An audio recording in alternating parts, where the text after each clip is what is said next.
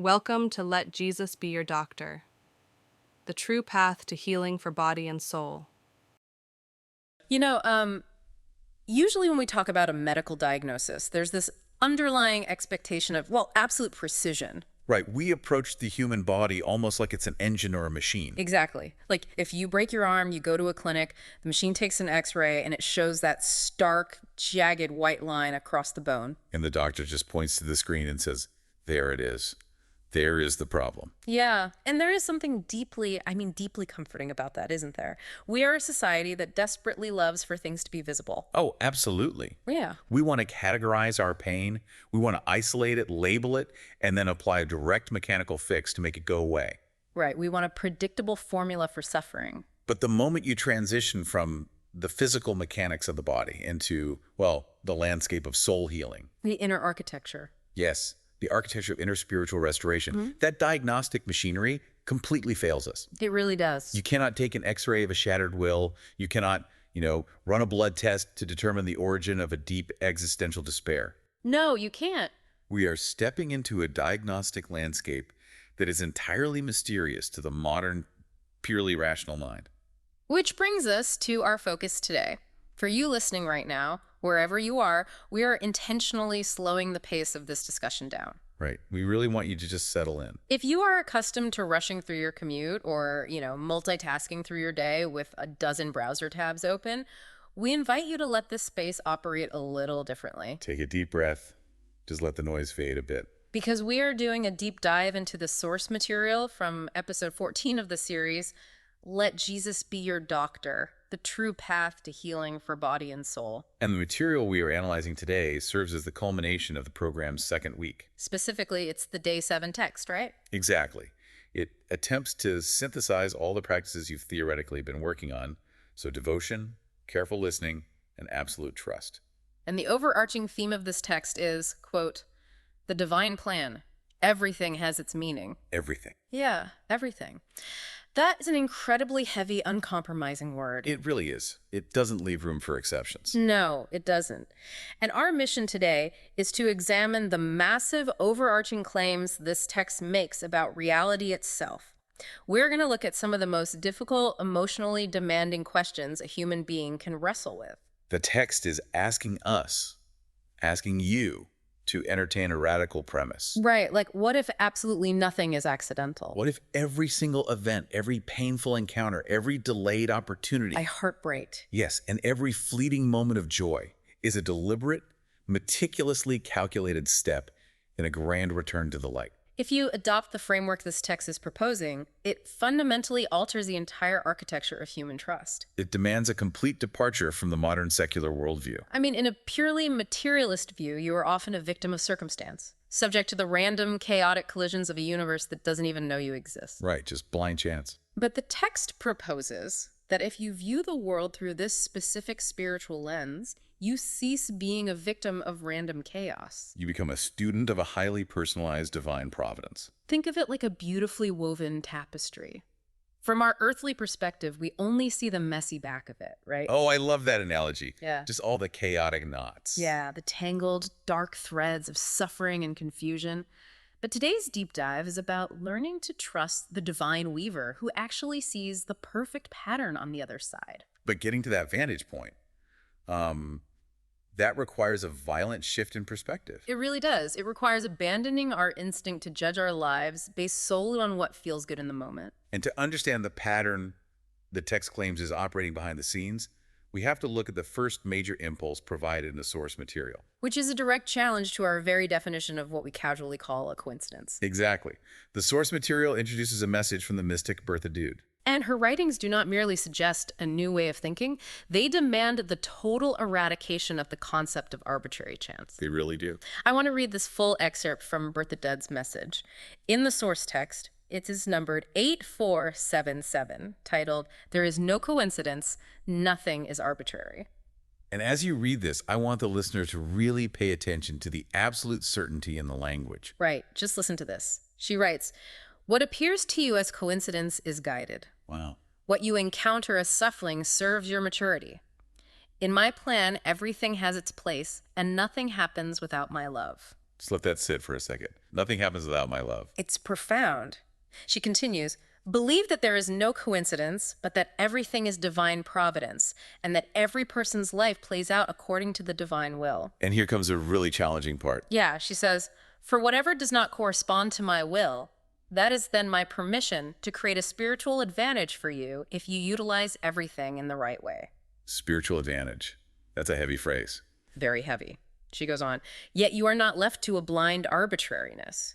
Every experience during your walk of life has its justification and serves a purpose. But it requires our participation. Right, she says. However, what you make of it is left up to you, because it is about the trial of your will in earthly life. The trial of your will. And so that you now evaluate all events correctly, you should always ask for my assistance, and truly you will think and act correctly, because I myself will not lead you falsely if you entrust yourselves to me of your own accord. It's an invitation to surrender. Exactly. And the quote finishes with, and so everything that approaches you is determined or permitted by me for the purpose of your perfection. There is an immense amount of theological and psychological weight packed into those lines. Oh, absolutely. It's dense. It is a dense, unapologetic metaphysical claim. The text is demanding that we completely dismantle how we process adversity. But to really understand the mechanics of what Dudde is outlining, we have to isolate the massive distinction she makes between God's will and God's permission. Right. In the original German text, the word used for permission is Zulassung. Let's stay on that distinction for a while, because I think this is where the human mind usually hits a wall. It's the ultimate stumbling block. When a massive tragedy strikes, like a natural disaster, a sudden illness, a violent act, the immediate human reaction is, Why did God do this to me? yes. Or to resign oneself by saying, well, I guess this terrible thing is just God's will. Which, according to the theological framework Dudde is presenting, is a fundamental misunderstanding of the divine nature. How so? What she is articulating is a highly nuanced, layered spiritual reality. Within this framework, God's perfect active will is always oriented entirely toward love, absolute harmony, and ultimate joy. Okay. The text is not claiming that God actively wills a horrific car accident or the onset of a degenerative disease or a cruel betrayal by a friend. So God isn't the author of the cruelty. Correct. But, and this is where the text challenges the reader most deeply, God permits the fractured, chaotic realities of our imperfect world to touch us. He allows the Zulassung. He allows it. The natural question the human mind screams in response is why? Right. If the divine is all-powerful and all-loving, why permit the suffering at all? Why not just shield the individual completely? And Dudde's text answers this explicitly. To create a spiritual advantage for you, the text claims that this divine permission, this allowing of adversity, is the necessary crucible for human development. I'm going to stop you there because I have to push back on the phrasing of that concept. I understand. It's difficult. I understand what the text is laying out logically, but we have to look at how this lands on a deeply wounded human heart. Absolutely. We can't ignore the reality of pain. It is very easy for us to sit here in the comfort of a quiet discussion, analyzing these texts and philosophizing about how suffering is a spiritual advantage. It sounds lovely when life is manageable. Right. But how does someone who is actively standing in the ashes of their life, someone dealing with profound, irreversible loss or chronic, agonizing physical pain, how do they process the idea of a spiritual advantage? Handing this text to someone in the depths of grief and telling them their agony is an advantage feels detached from human reality. It feels almost cruel. It really does. That is the most vital tension in this entire discussion. The friction you are pointing out is not a flaw in the reading. It is the exact center of the human spiritual struggle. The center of it. Yes, the text is not asking the reader to engage in a toxic positivity where they pretend the pain is secretly enjoyable. Right, it's not saying fake a smile. Exactly. Yeah. It explicitly acknowledges the experience as suffering. It says, what you encounter as suffering. It validates the human experience of the pain. Okay, that's an important distinction. But to address your pushback on the perceived cruelty of the advantage, we have to look closely at the phrase Dudde uses to explain the mechanism. She says, it is about the trial of your will. The trial of the will. We have to ask what the human will actually is and what it relies on. In our standard, comfortable state, our will is entirely wrapped up in the illusion of earthly security. We rely on our health, our bank accounts, our relationships. Our status. We build fortresses of control. We really do. We convince ourselves that we are the authors of our own safety. Yes. And when profound loss strikes, that illusion is violently shattered. The devastation is horrific. It is. But from the spiritual perspective, the text argues for that devastation is stripping away everything that is temporary, everything that is not eternal. So the advantage isn't about feeling good. Not at all. The spiritual advantage is that in the absolute terrifying dark, when all earthly support systems have collapsed, the soul is forced into a corner where it must make a binary choice. It is the ultimate trial of the will. Exactly. Do I harden my heart, turn to bitterness, and collapse into nihilistic despair? Or do I surrender my broken, exhausted will to the divine? Wow. So the advantage is the exposure of our true foundation. Yes. It is the moment the ego is too weak to keep up the charade of control. And that aligns with her line, what you make of it is left up to you. The text is fiercely protective of free will. The tragic event itself might fall under the permission of God, but our internal spiritual reaction to that event is entirely our own responsibility. We are not automatons. That is the crux of the theology. The comfort offered in this teaching does not come from a promise that the pain will be magically removed. The text never promises an easy life. Never. The comfort lies entirely in the assurance that even in the deepest, most agonizing dark, we are never abandoned to blind arbitrariness. The pain is not a cosmic accident. It is framed as a terrifyingly precise, highly customized tool. And Dudde's text asserts that if we ask for divine assistance in that exact moment of darkness, God promises He will not lead us falsely. The promise is that he will help the individual use that exact specific sorrow to carve out a deeper capacity for love and spiritual perfection. If someone can actually internalize that, and I admit it is a monumental if, it completely changes the landscape of human fear. Radically changes it. Think about how much of our daily anxiety is rooted in the dread of random tragedy. Oh, constantly waiting for the other shoe to drop. Right. If I believe that terrible things can just happen to me for absolutely no reason, simply because I was in the wrong place at the wrong time, then I am forced to live in a state of constant low-level terror. You have to spend massive amounts of energy trying to control your environment to stay safe. It creates an exhausted, hyper-vigilant nervous system. It really does. But if I entertain the realization this text offers, that even the darkest shadows I might encounter are actually divine pathways, permitted and calibrated for my ultimate spiritual maturity. It shifts everything. It radically shifts the internal state from terror to a very quiet, profound peace. You stop fighting the current of reality. It is a total reorientation of how we interact with the universe. And this shift in perspective connects directly to the teachings of the next figure introduced in the source material, Bruno Gröning. Who brings a very different tone to this. Yes. Where Bertha Dudde provides us with the intricate, complex theological mechanics of divine permission versus divine will, Gröning's contribution to the text offers a radically simple, piercing application of that same truth. He strips all the complex theology down to a foundational, uncompromising axiom. He really cuts right to the heart of it. The source text quotes Gröning as saying, "Everything that happens serves human development. There is no coincidence, only guidance." We have to pause and consider how disruptive those two sentences are to the modern psyche. Very disruptive. We frequently walk through our days feeling like we are locked in a battle with our circumstances. We personalize our frustration. Oh, all the time. The traffic jam is an attack on my schedule. The difficult coworker is an attack on my peace. My failing biology is an attack on my life. It's a mentality of constant friction. But Gröning's framework suggests something entirely different. He is arguing that if the divine plan is never inherently against you, but is always in every microscopic, frustrating detail operating for you. Aimed solely at leading your soul back to a state of unity with God. Exactly. Then the heart has the capacity to remain calm, even in the middle of a severe trial. The hostility of the universe is an illusion. Because behind everything, behind the terrifying mask of the unknown, stands a deliberate intelligence. The universe Gröning describes isn't a cold, dead expanse of random biological and chemical collisions. It is a deeply intelligent, fiercely pedagogical classroom. However, the source program acknowledges a critical limitation here. What's that? Understanding Gröning's axiom intellectually is relatively easy. You can read those words, nod your head, and agree with the philosophy. Sure, it makes sense on paper. But the intellect alone cannot heal the deep-seated anxieties of the soul. You cannot simply think your way into trusting a divine plan when your body and emotions are screaming in panic. The knowledge has to migrate from the conceptual mind down into the physical and emotional reality of the person. It has to become an experienced truth, not just a learned fact. Which is precisely why the original episode doesn't just present the theory. It actively forces the listener into a guided practice. It moves into a meditative state designed to bypass the analytical brain. And allow this concept of absolute guidance to sink into the nervous system. And as part of our deep dive into this material, we are going to facilitate that exact practice right now.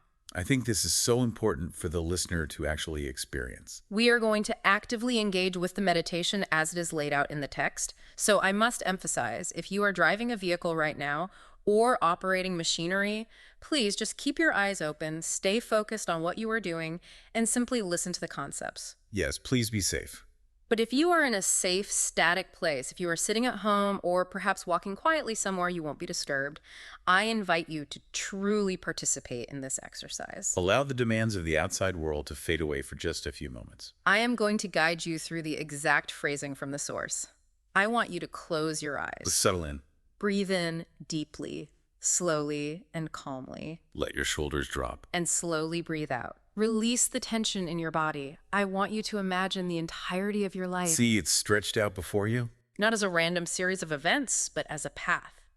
See the highs, the moments of intense joy, the periods of deep connection, the successes. Acknowledge those moments of light. Now look at the devastating lows, the valleys of shadow, the acute grief, the failures, the moments you thought you could not survive. See them without judgment. Look at all the winding, confusing, seemingly broken paths you have walked to arrive at this exact moment, listening to these words right now. Just observe the journey. As you hold that complex image of your life, say softly within your own mind, everything serves my awakening. Let the words echo inside you. Everything leads me to God. Allow this consciousness to sink deep into your chest. Notice any resistance and just let it go. Notice the surface anxiety.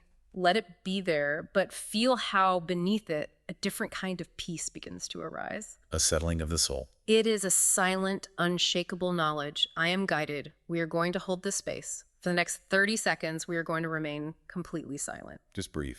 I want you to just sit with the physical sensation of that knowledge.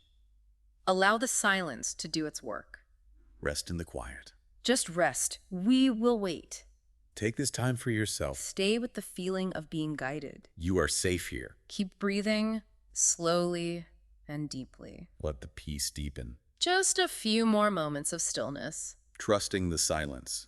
Welcome back. If you genuinely engaged with that, I want you to notice how your physical body feels right now after just 30 seconds of surrendering the exhaustion of control. It is a remarkable psychological shift. It really is. When an individual stops fighting the reality of their past and present and tentatively accepts the premise that it might all be purposeful guidance, the physical tension literally begins to drain from the musculature. The nervous system downregulates. It does. But the reality of human existence is that maintaining that meditative state of peace when you open your eyes, check your phone, and face the chaotic demands of the day is incredibly difficult. Oh, the peace evaporates the moment the world pushes back. The architects of the source material clearly recognize this human limitation. They know the meditation is temporary. That is why the text transitions from this passive meditative state directly into an active, practical framework. They refer to it in the broader program as the radio Hallstrom practice. The goal is to take the feeling of trust generated in the silence and convert it into a durable daily reality. Right.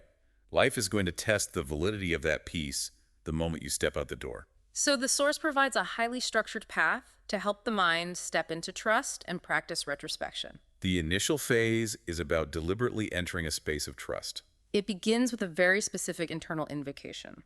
Father, open my eyes to your plan behind everything. And to anchor this concept, the text introduces two extraordinary historical quotes for the reader to contemplate. The first is from Thomas von Kempen. Yes, he wrote, "Whoever recognizes God's hand finds rest in everything that happens." We need to look closely at his choice of the word recognizes. It assumes the hand is already there. Precisely. To recognize something means it is already present in your field of vision. You simply haven't identified it yet. It's a shift in perception. Kempen is implying that God's hand is already actively working, already holding the confusing situation together. The chaos isn't the absence of God. It is the limitation of our spiritual vision. Beautifully put. The situation doesn't need to change for us to find rest. Our perception of this situation needs to change. And the second quote the text uses to anchor this practice is from Johannes vom Kreuz, or John of the Cross. This quote is, frankly, a spiritual earthquake. It really completely upends our modern sensibilities. He writes, God leads the soul through paths we would not choose, so that it becomes what it would not be. We really need to unpack the psychology of that statement. We do. Why does John of the Cross insist that the unchosen paths are the primary, perhaps the only, effective routes for true spiritual development? I think we have to look at how we naturally operate.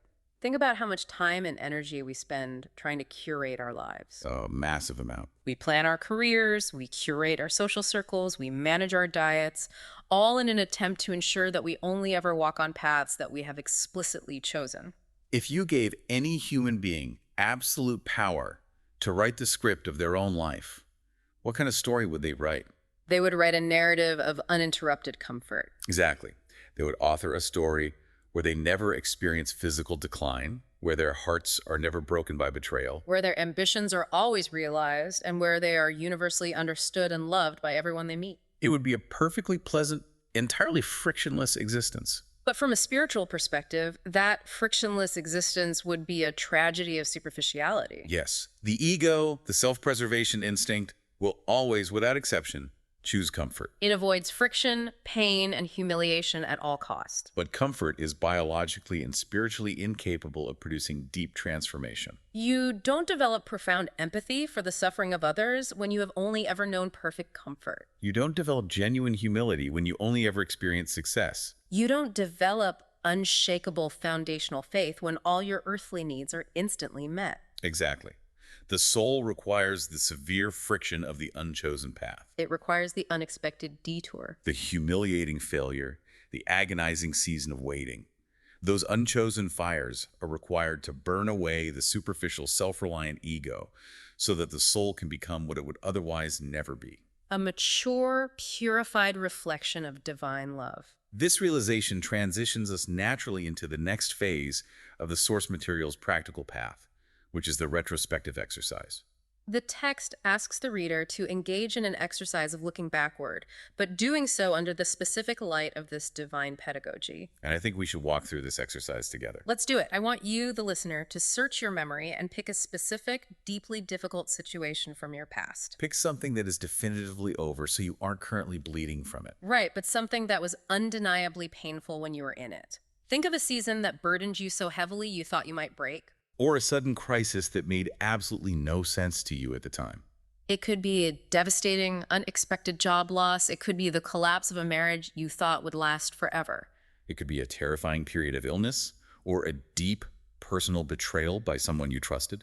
Once you have that specific memory isolated in your mind, the text provides 3 very specific diagnostic questions to help you re-examine that painful history. It is asking you to audit your own suffering. The first question is, what inner fruit did this situation change or produce in me? Let's explore what that actually means in practice. If you look at that terrible job loss, you might ask, did the humiliation of starting over force me to develop a resilience I never knew I possessed? Or if you look at that agonizing betrayal, you might ask, did experiencing that level of emotional pain carve out a massive new capacity for compassion toward other people who are suffering? Did the complete failure of your carefully laid plans strip away your arrogance and replace it with a genuine, quiet humility? The natural human instinct is to judge the meaning of a situation entirely by what was lost externally. We tally up the lost income, the lost social status, the years spent in a failed relationship. We look at the external deficit and declare the event a tragedy. But the framework Dudde and Gröning are presenting suggests that the divine judges the situation entirely by what was gained internally. The ultimate meaning of the event is almost always found in the invisible inner fruit it produced.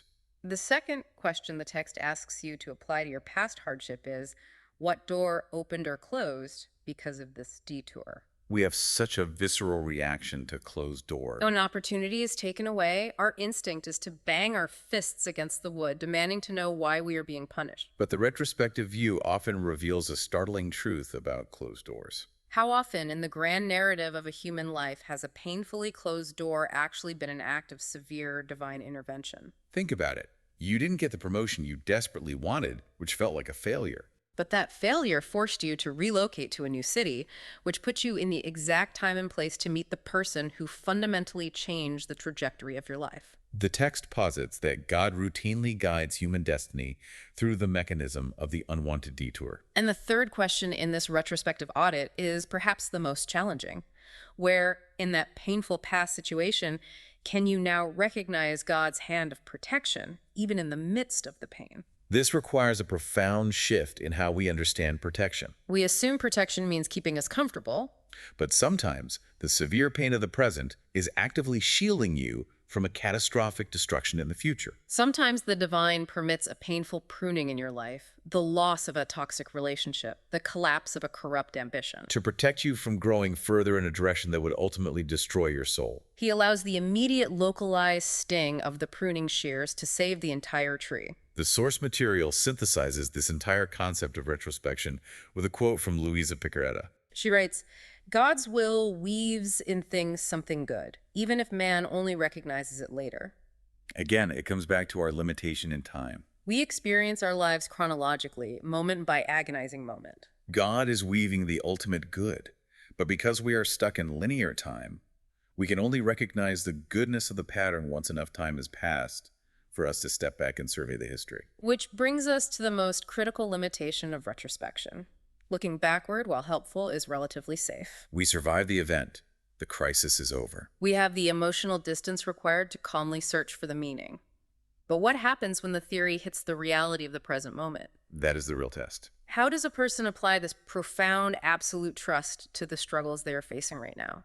How do you search for divine meaning when you are actively burning in the fire of a current crisis? That is the ultimate test of this entire theology. And the source material addresses this head-on with a concept it calls Umdeutung im Glauben, reinterpretation in faith. This is the fourth major step in the practical path, and it is not a philosophical exercise. It is a vital technique for real-time spiritual survival. The exercise asks the listener to shift their focus away from the past and focus intensely on a current situation. It asks you to identify something happening in your life right this very second that is causing you active distress. A situation you desperately, passionately wish were different. It could be a frightening medical diagnosis you received this week. It could be a looming financial collapse. It could be a relationship that is currently tearing itself apart.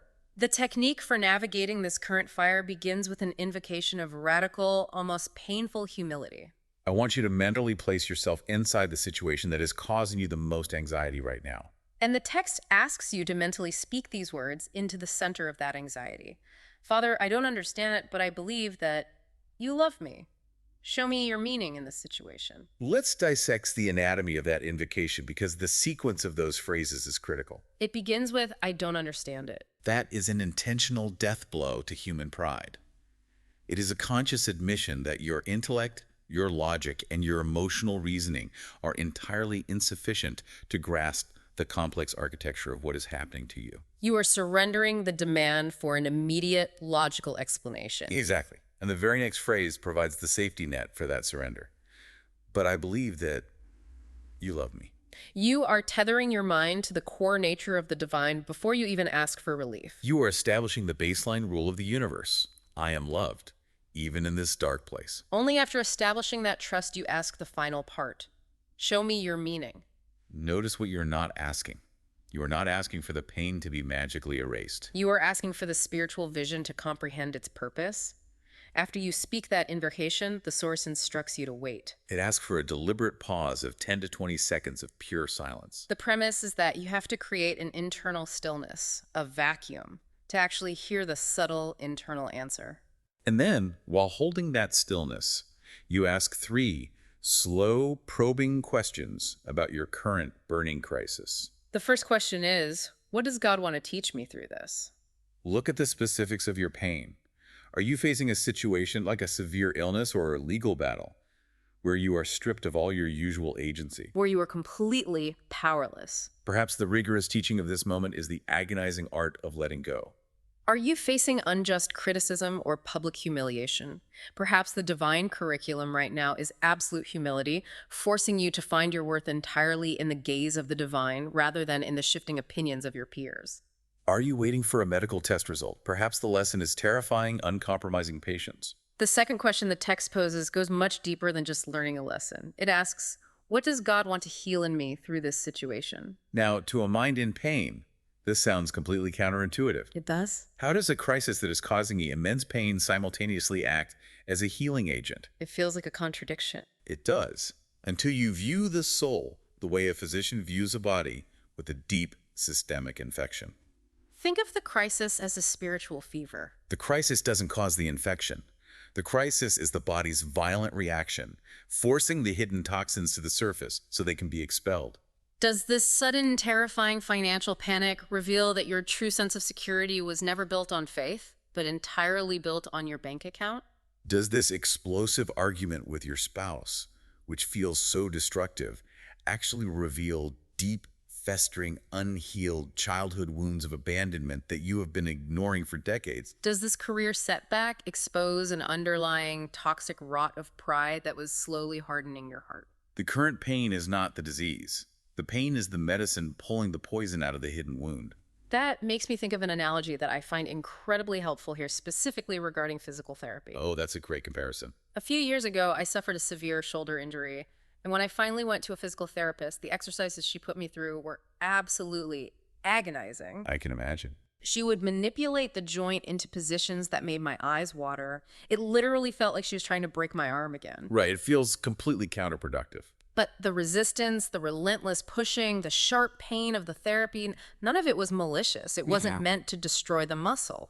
It was highly calculated, deliberate pressure designed to break down the restrictive scar tissue that had formed over the old wound. Exactly. If she didn't cause me that specific acute pain, the joint would have frozen permanently. Spiritual physical therapy operates on the exact same principle. The divine therapist is applying agonizing pressure to your life, not to break your soul, but to violently break down your spiritual scar tissue. That analogy perfectly illustrates the mechanics of what the text is describing. The pain is not punitive, it is restorative. And that understanding leads directly to the third diagnostic question you must ask about your current crisis. Where does God want to lead me? If we stick with your physical therapy analogy, the intense pressure and the breaking of the scar tissue are not the end goal. They are the preparation for movement. They restore the range of motion. So you must ask, is this current excruciating discomfort designed to push me out of a stagnant, spiritually dead situation? Is the pain of this current environment forcing me to look for a new direction, a new vocation, a new level of emotional honesty, or a new inner state of profound reliance on grace that I never would have sought if I had remained comfortable? To really drive this segment home, the source text provides an incredibly sharp, uncompromising quote from Derek Prince. He states, "Nothing is coincidence. Everything is God's tool." Think about the implications of that. Your incredibly difficult neighbor is not a random nuisance. They are a precision tool designed to forge your patience. Your frustrating hour-long commute is not wasted time. It is a tool provided for you to practice internal peace in the midst of chaos. Your physical limitation, the body that won't do what you want it to do, is a tool meticulously designed to deepen your empathy for the frailties of others. But there is a catch. To fully utilize God's tools, to truly engage in this real-time reinterpretation of your suffering, we have to confront our incredibly limited human vision. By default, our biology and our psychology are wired to only perceive the immediate, visible surface of events. We react to the threat directly in front of us. The architects of the source material understand this biological limitation, and they provide a brilliant mental framework to help the reader train their mind to see multidimensionally. This brings us to the next major section of the text, the 3 doors and the daily surrender. This is a mental exercise designed specifically for those moments when you are standing face to face with a bewildering event or a sudden decision. When reality hits you, the source asks you to close your eyes and visualize 3 distinct doors standing between you and the truth of the situation. Let's walk through them. Door number 1 is labeled the visible. This represents what is happening externally. It is the purely human, material perspective. It is the raw data of the situation without any emotional or spiritual context. You look at your life through door 1 and you see, I lost exactly this amount of money. This specific person said these exact hurtful words to me. The doctor handed me a piece of paper with this specific diagnosis printed on it. And the tragedy of the human condition is that the vast majority of the world never looks past door one. They live their entire lives perpetually reacting to the visible surface of reality. They fight the raw data. But as someone engaging with this spiritual text, you are invited to push past the raw data and open door two. Door two is labeled the inner. You look at the exact same event, but now you shift your focus to the psychological and emotional impact. You ask, what is this visible event actually doing to my heart? What internal reality is being uncovered, purified, or tested by this external data? If door one is the objective fact that you were fired from your job, door two is the exposure of the terrifying internal realization that your entire self-worth and identity were entirely wrapped up in your corporate title. Door two is the realm of psychological purification. But the exercise doesn't stop there. There is door three, the divine. This is the deepest, most hidden level of reality. You look at the situation, you acknowledge the external loss, you feel the internal purification, and then you ask, what is the hidden, long-term, eternal work that God is doing through this exact mechanism?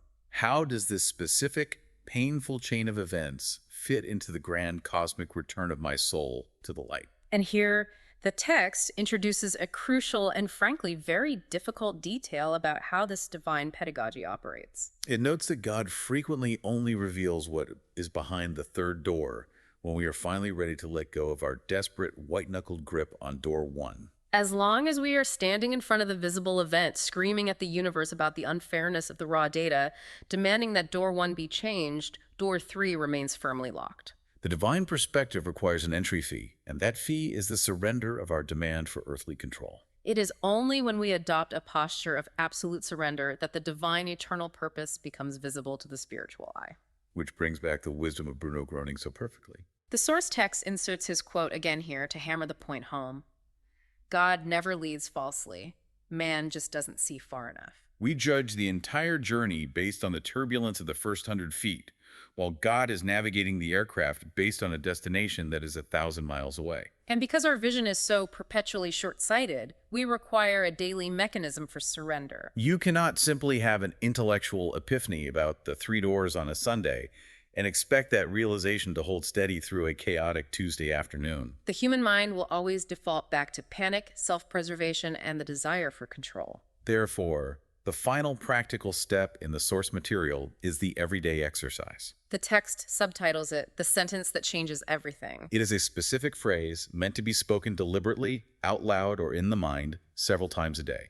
Especially in those exact moments when you feel the hot friction of anger or anxiety rising in your chest.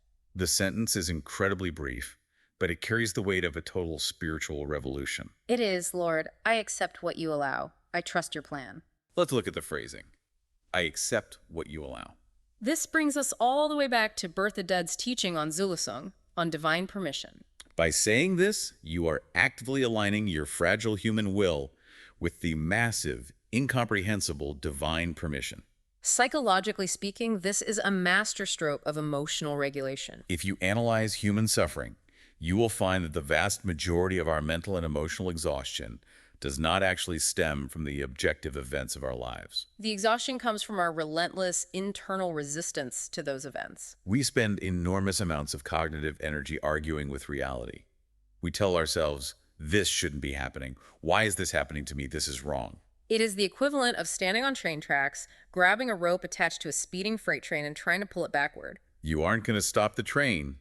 You are simply going to burn the skin off your hands. This specific, simple phrasing, I accept what you allow, is the conscious act of dropping the rope. You are making the decision to stop resisting the reality of the present moment. And the phenomenon the text points to is that the very moment you drop the inner resistance, what happens?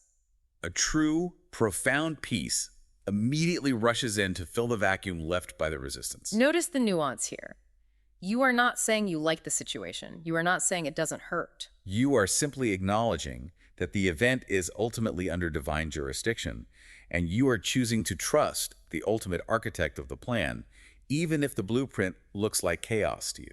It is the ultimate, purest expression of faith. The modern world often distorts faith into a mechanism for getting what we want. believing hard enough so that God will give us the desired outcome. But the text proposes that true faith is not believing that God will do what you want. True faith is believing that God's plan is fundamentally, eternally good, even when it completely, painfully contradicts everything you thought you wanted. And that posture of profound, difficult surrender brings us to the culmination of the deep dive today and the final movement of our exploration. We have walked through the intense theology of divine permission. We have sat in the silence of the meditation.